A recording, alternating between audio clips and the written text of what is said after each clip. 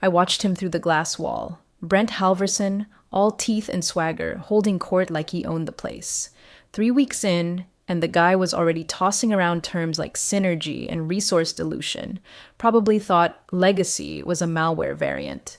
Meanwhile, I stood by the elevator with my cardboard box, the same elevator I once helped wire the keycard system for, back when we ran Merotech out of a goddamn strip mall storage unit that still smelled like latex printer ink and takeout lo mein. He didn't even make eye contact. Just flicked his pen, said, "Your position is eliminated. Security will walk you out," like he was ordering a sandwich. And I just smiled. Signed the HR form with the same hand that signed the seed funding check that bought this company its first servers. Nobody in that room remembered. Hell, most of them probably thought I was some harmless middle manager who ran workshops about active listening and corporate empathy. Joke's on them. I was the reason we even had middle management. Before we go further, do me a small favor. If you're enjoying this story, hit that like button and subscribe. It means a lot to the team that brings these wild rides to life. 17 years of silent legacy deserve a little noise. I wasn't always in the shadows. Back in the early days, I was everywhere. Wiring LAN switches, whiteboarding org charts, sitting on folding chairs at 2 a.m. haggling with venture partners over equity points like we were trading baseball cards. But after our third funding round, I stepped back. Deliberately. Let the founders shine. Let the CEO pose for Tech Weekly with his visionary hair. I didn't want the spotlight. I wanted the roots. So I converted my stake into silent equity, kept a modest title, director of training, then started building the kind of cultural foundation that actually keeps a company standing when the money stops flowing. Mentorship, growth budgets, internal apprenticeships, not sexy stuff. But it worked. I pushed through the Dev to Lead Bridge program, got 6 underdogs promoted in 2 years, taught folks how to communicate with users instead of just pushing hotfixes and praying. Brent? He waltzed in with his polished loafers and a PowerPoint template and called it all HR bloat. Said the future was automation, not alignment.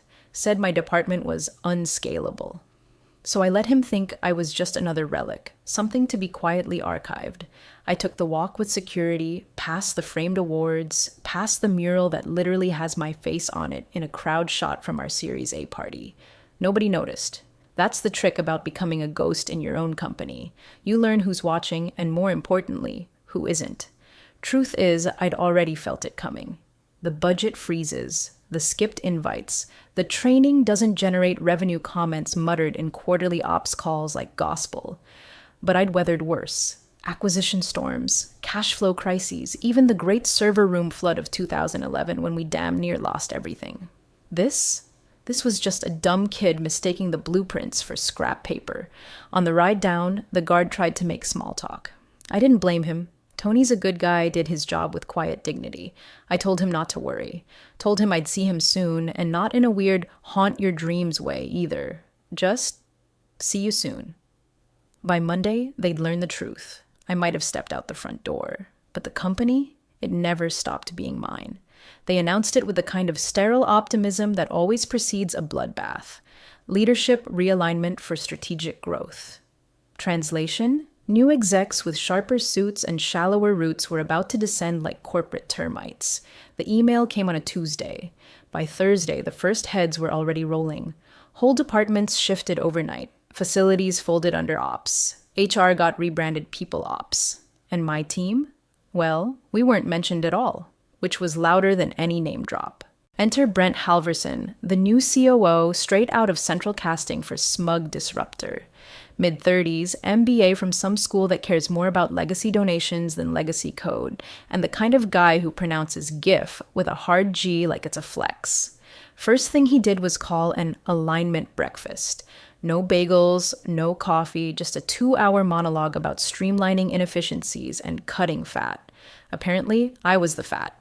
He didn't say it outright, but he didn't need to. Kept using phrases like unbillable overhead and soft value initiatives, all while staring directly at me like I was a malfunctioning fax machine he couldn't wait to unplug. When he finally did address my department, it was with that tight-lipped smirk people wear right before they call you redundant.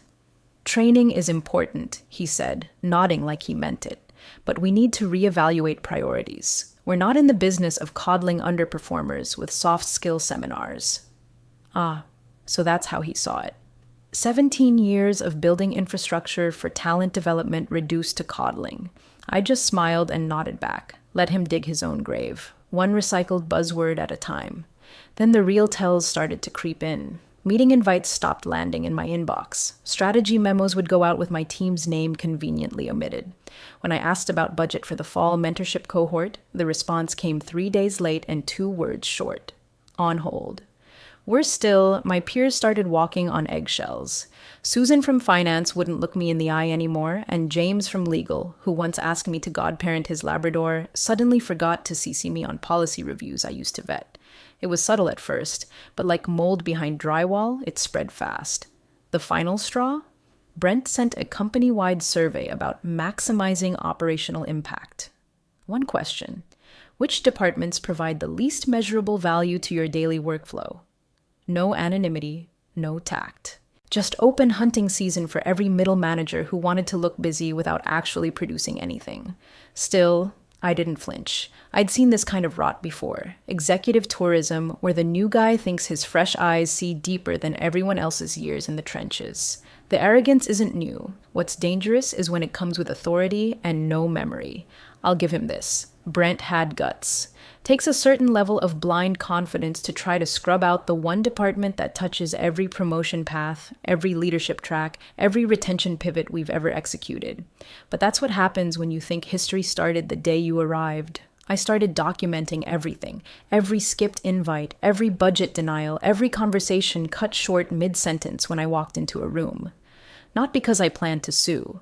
Please, lawsuits are for people who don't have better weapons. No, I was patient, not because I'm passive, but because when you've built the walls yourself, you don't panic when someone tapes over the floor plan. I was just waiting for him to bring scissors to a gunfight. They always do it on Fridays, like the corporate equivalent of taking the trash out before the weekend. Less drama, fewer witnesses, no time for anyone to raise a stink. I'd seen enough layoffs in my time to recognize the pattern, the sudden calendar invite with no subject, the "can you pop in real quick" message from HR, the way everyone avoids eye contact like you're contagious. So when my phone buzzed at 3:17 p.m. with a meeting scheduled in room 4C, I didn't even blink. Just closed the training budget spreadsheet I'd been working on, slid my notebook into the drawer, and stood up slow enough to savor it. Brent was already in the room when I walked in, pretending to look busy on his phone. There was no chair pulled out for me. Classic. The HR rep, Mina, poor thing, sat stiff as drywall, eyes bouncing between her clipboard and the existential dread of complicity. Brent didn't bother with a greeting. "Elliot," he said, drawing out the syllables like he was trying them on for size. "We've completed a strategic review of internal operations, and it's become clear that your role no longer aligns with our forward vision. Effective immediately, your position has been eliminated. No, thank you. No, regret to inform." Just a script he'd probably practiced in front of a mirror. He kept going, citing redundant resource allocation, misaligned spend, and my personal favorite, a disproportionate focus on non-revenue generating activities. I half expected a PowerPoint to drop from the ceiling. Mina slid the paperwork toward me with a pen already uncapped. "We've included a severance package reflecting your tenure," she mumbled, like it was a mercy. I picked up the pen. Clicked it once, clicked it again. Brent shifted like the chair had gone cold. "You do realize," I said, "that training and development reduces churn by 32% and correlates directly with retention of high performers?" Brent blinked. "We're shifting to a performance-first model." I nodded. Signed. No hesitation. He smiled like he'd just beaten the final boss. "Security is waiting outside to help with your things."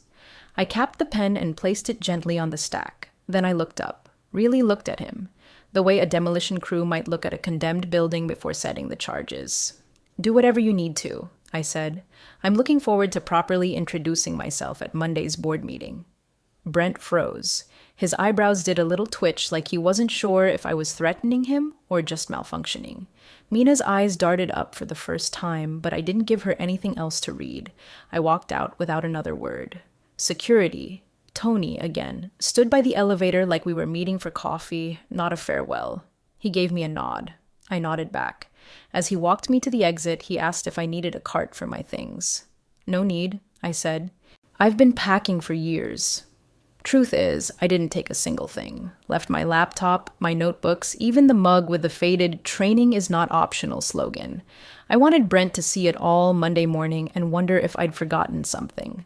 Let him believe, just for a minute, that I was careless, that maybe he'd actually won. Let him enjoy the silence of victory before the thunderclap. Saturday morning, Brent sent a selfie to the leadership Slack, shirtless on a golf course, some neon drink in hand with the caption, "New era, clean slate. No more fluff." I wasn't in the Slack anymore, of course. But when you build the firewall, you learn where the mirrors are. A former mentee from legal forwarded it to me with a simple note. They have no idea, do they?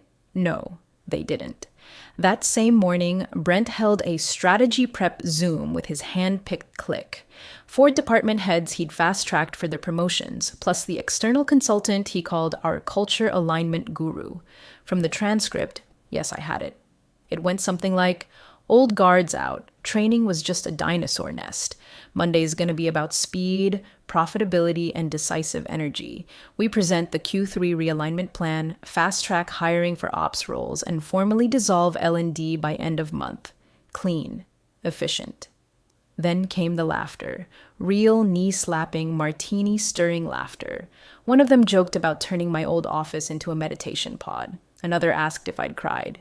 Cute. While they were playing CEO cosplay, I was in a different kind of room. Cool, dim, quiet. My attorney Melinda sat across from me, reading through documents in latex gloves like we were handling radioactive material. Technically, we were. Buried in a safety deposit box I hadn't touched in 9 years were the originals, signed, notarized, and dated the week Merotech first got funding from Alan Seligman, our original angel. Back then, I didn't want board visibility. Didn't want my name splashed across pitch decks or press releases. I just wanted control, the quiet kind. So we drafted an agreement. A trust structure split across 3 entities, all routing back to me with 51% voting rights preserved through an evergreen clause tied to IP ownership. They never dissolved the clause, never even read it after the Series C reshuffle. The current CEO assumed the cap table was clean. He was wrong. Melinda confirmed it all. We even ran a test vote through the proxy system. Valid, active, legally binding, and most importantly, undeniable. I drafted 1 email, just one. Short, clinical, direct. Dear board members, per our charter and Schedule A of the original incorporation framework, I will be exercising my voting rights during Monday's board meeting. Agenda item 1, ownership structure. Regards, Elliot Brooks. I blind copied every voting member, including Seligman, who still held a ceremonial seat. No fluff, no threats, just a reminder. By noon, 3 board members had replied, all variations of understood. One sent a thumbs up emoji. Another asked if I'd need extra time on the agenda. The one I didn't hear from?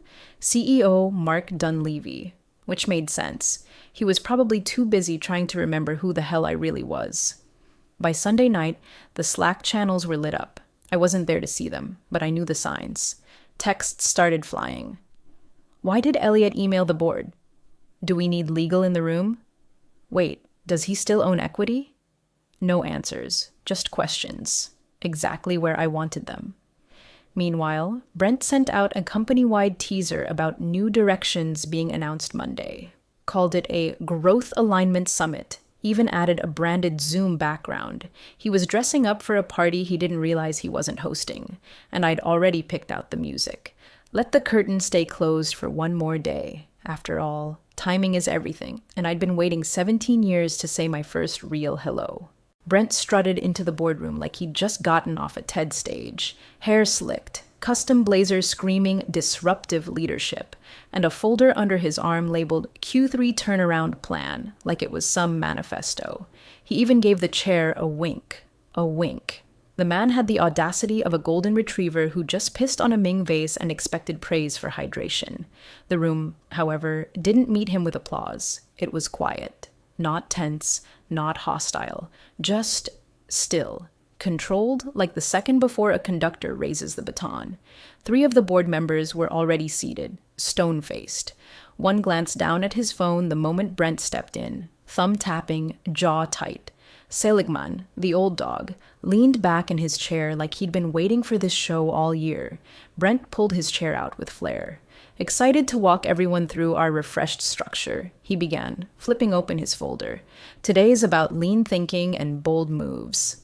The chair held up a hand. Before we begin, he said calmly, Elliot, would you like to speak? Brent paused mid-sentence, lips parted.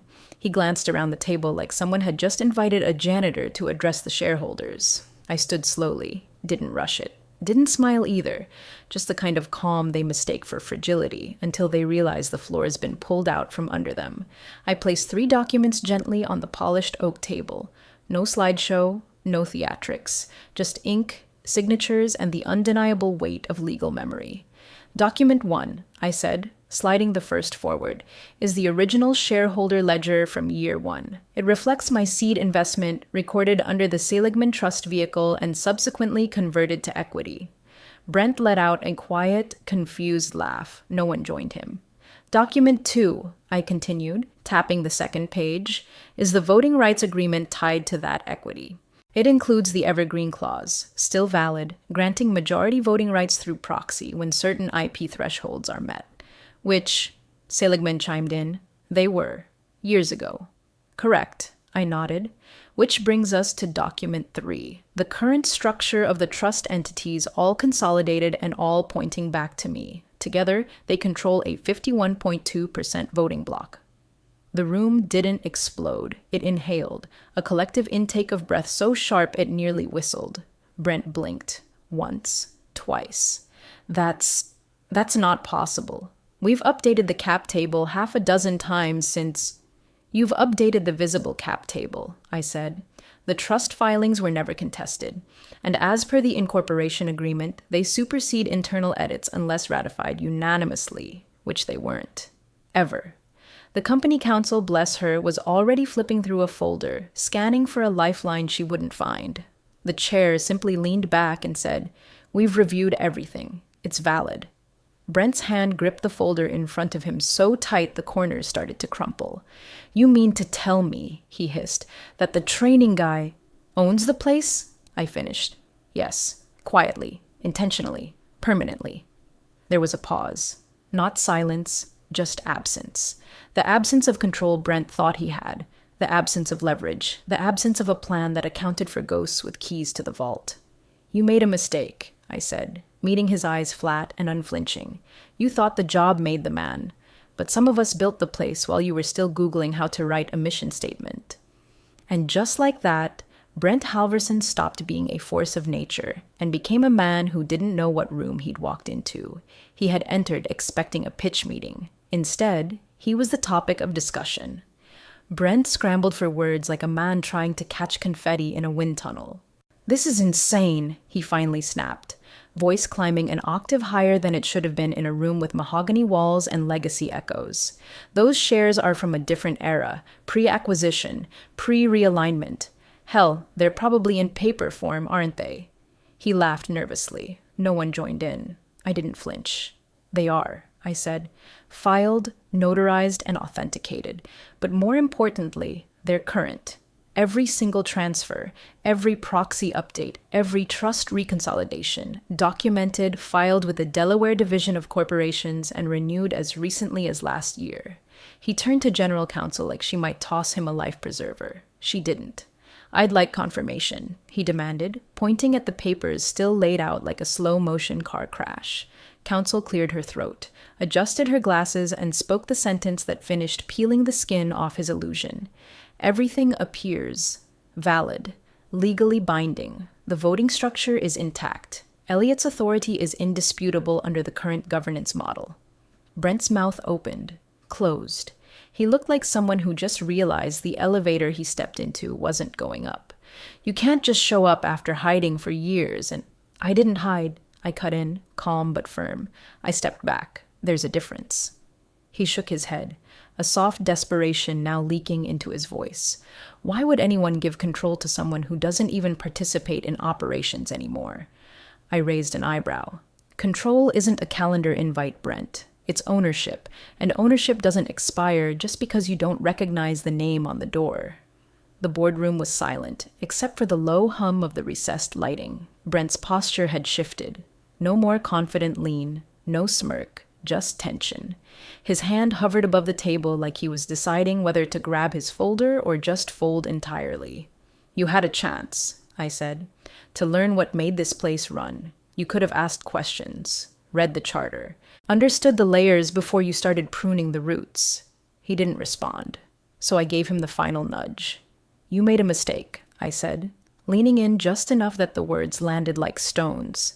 "You thought the job made the man, but some of us built the place while you were still in business school, learning how to fake confidence on a balance sheet." One board member let out an exhale, quiet but unmistakable. Another tapped their pen slowly against their notepad. They all knew. They'd seen this before. People confusing position with power, flash with foundation. And they all knew what came next. The chair finally spoke. "We'll move to an executive session. Mr. Halverson will need the room." Brent hesitated. "Now," the chair added. Brent gathered his things like he didn't trust any of it was still his. The door opened with a whisper, and he stepped out with all the momentum of a punctured balloon.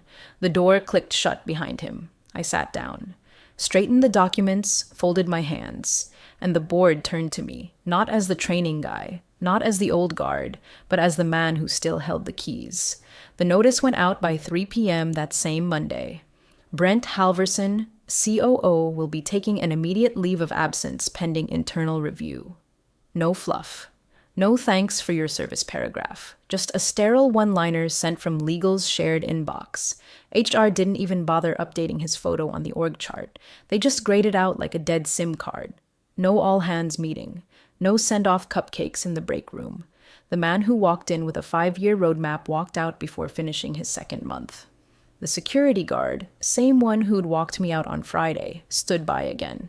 This time, he didn't look confused. He looked satisfied.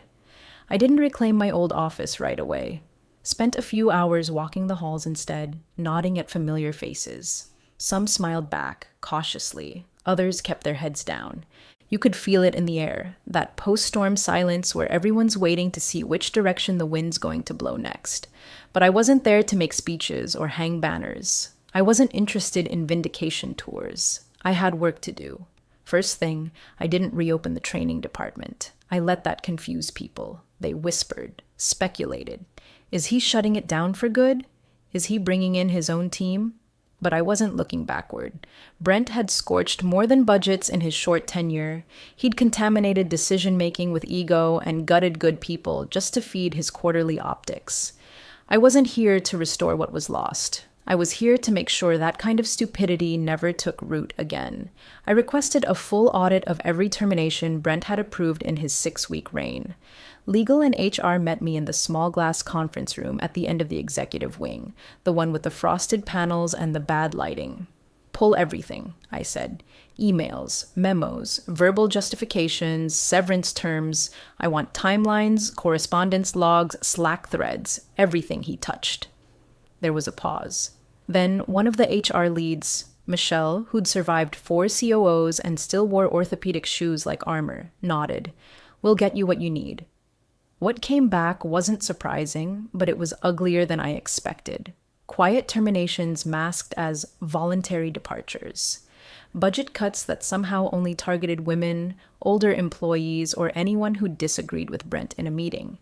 One dismissal was labeled as performance inconsistency, but the guy had exceeded targets for 12 straight quarters. Another file had been edited after signature Red Flag City. I called in the board's internal ethics liaison. We spent 2 days reconstructing every paper trail Brent thought he'd buried. Some were sloppy, others were intentional. All of them were rotten. I didn't publicize the findings, didn't need to. Quiet justice is still justice. By Wednesday, a few of Brent's closest allies had already cleared their desks. No exit memos, no tearful goodbyes. One of them left a stress ball on her keyboard with a sticky note that said simply, Wrong team. I kept it. Put it in my drawer. I made it clear there would be no witch hunts, no grand vendettas, just accountability.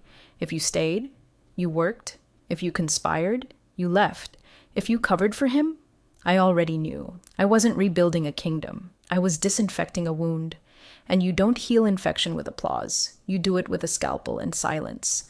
My name was on the paperwork now. And the company, it would run on foundation, not flash. That meant some people were going to be very uncomfortable. Good. I didn't hold a town hall, didn't stand on a stage with a mic clipped to my lapel, spewing mission statements or buzzwords about vision and culture. We'd all been overdosed on that under Brent. The last thing this place needed was another man confusing volume for leadership.